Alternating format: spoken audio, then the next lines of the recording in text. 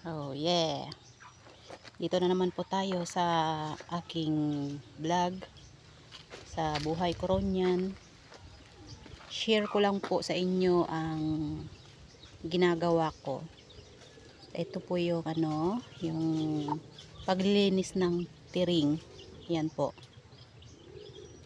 tiring po ang tawag dito niyan sa amin. Yung para din siyang kawayan, pero mas maliliit siya sa kawayan. Tapos makapal ang nito, ang laman. So ito guys, yung nalinisan ko na, tinanggalan natin ito ng mga buko-buko. Yan. At ito ay gagawin nating pangbakod dyan sa gagawin kong kulungan ng mga manok. Ito naman yung hindi ko pa nalinisan. Ito. So yan guys, marami-rami pa. Ito ay inuumpisan ko na itong isa na to. Yan. So ayan, hindi pa yan malinis. Yan. Pero yan, naumpisahan ko na yan. Sinishare ko lang naman po ito guys, kung ano po yung mga ginagawa ko dito. So dahil ang mister ko ay nagtatrabaho sa isla, so ako po yung gumagawa nito. So ayan po yung mga manok ko kasi may mga sisiw. So ikukulong po natin yan. Tapos yung iba ay nasa layasan na, kung saang na. Gaya niyan, meron po yung dalawa. Ayun, may isa po doon. At yun, meron pa rin doon. So nagkalat po kasi yan sila guys. Yan, may kalapati pa. Yan po yung mga sisiw niya. So eto naman guys yung gagawin nating kulungan. Pakita ko lang po. So ayan. So yan guys yung gagawin nating kulungan. May mga haligi na po siya. Yan. O yan po, may mga haligi na po yan siya. Yan. So yun po yung ibang haligi. Yan, hanggang dyan po yan sa may baba. Kukulungin po natin yung mga manok dito para hindi po kung saan pumupunta. Tapos dahil hindi naman po simentado ang aming bahay at hindi naman kulong, pati po sa loob ng bahay pumupunta na rin sila, kaya kailangan ikulong. So yan guys, yan, meron din po tayo ditong naka-breeding. So yan, ayan po. So ang tawag po sa manok na yan ay kaber, yung lalaki na puti. Tapos yung isa naman po, yung black na yun ay yan po ay walang balahibo sa liig, kaso hindi naman siya humaharap. Krok krok krok krok krok krok krok krok krok krok krok krok krok krok krok. Ito naman po sa kabila ay meron na rin yan siyang sisiw. Yan, ang sisiw po niyan ay 5. So kasama na rin yan sila sa ikukulong natin dyan para hindi sila labas ng labas. So yan po yung ating mga kalapati. Yan, manok. Yung ating mga manok na gumagala. So ikukulong po natin yan. So balik po tayo dito sa paglilinis ko ng aking tiring. So yan guys, lilinisin po natin yan para merong magamit. Yan yung ating tiring. So maglilinis po tayo dyan.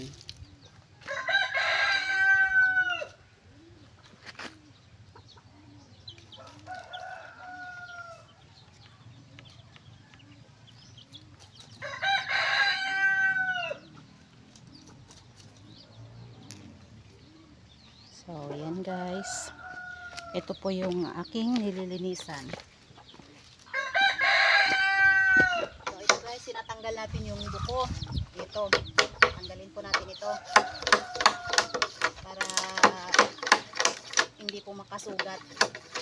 Siyempre, para maganda rin tignan. Yan guys, kailangan itong tanggalin para siyempre malinis.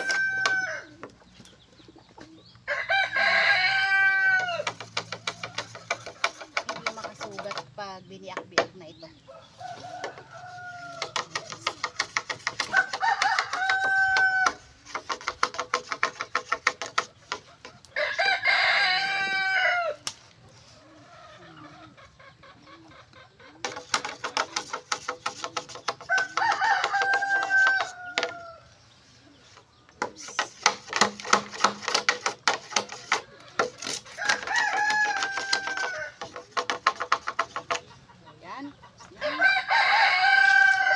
Ito pa.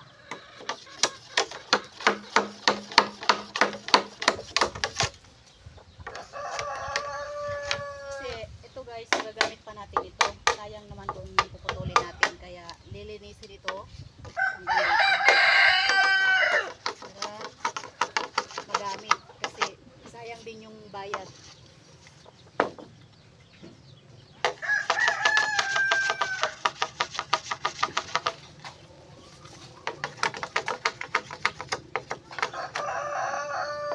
Medyo nahirapan ako mag-ikot kasi masyado nang mahaba. Mabigat. Matigas siya ikutin.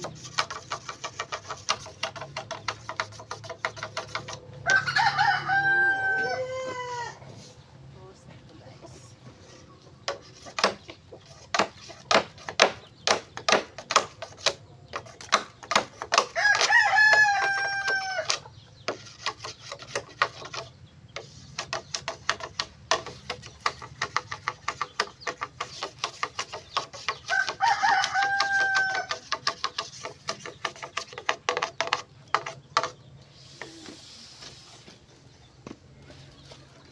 So yun, kagaya nga ng sinabi ko, ako po yung gumagawa kasi yung partner ko ay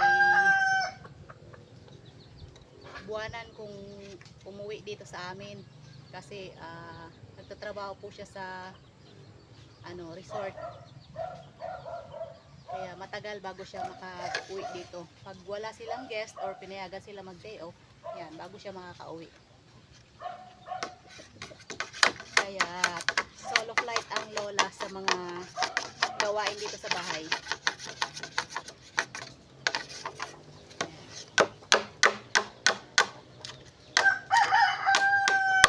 Pero itong tiring na ito, syempre binili ko kasi hindi ko kayang magputol ng tiring doon sa puno, kaya bumili na lang ako.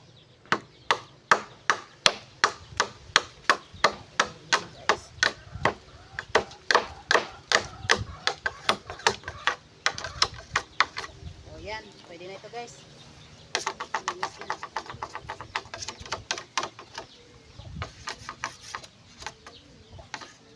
Okay, tapos na ulit ang isa. Sunod naman.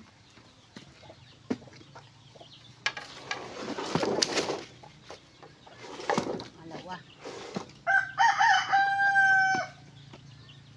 So, yan guys. Share ko lang yung aking gawain dito.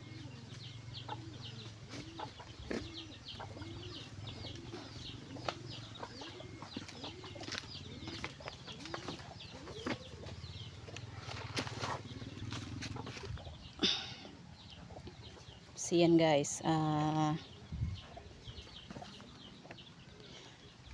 ikakat na po natin dito kasi marami-rami pa po yung lilinisin ko na yan. So mamaya po pagka tapos ko yung linisan lahat at nabiyak-biak na, so magbibigay ako ng update kapag ikakabit naman na siya sa pinakita kong gagawing kulungan. So yan, salamat sa inyong panunood. At wag po kayong magsawang manood sa aking mga video na ginagawa. Ayun din po yung isa pang manok namin, yan. Tapos yun po yung lalaki. Yan, yung lalaki na manok. Parawakan po yan, yung malalaking manok po yan. So yun. Yan, nagkalat po yung mga manok na yan, kaya kailangang ikulong.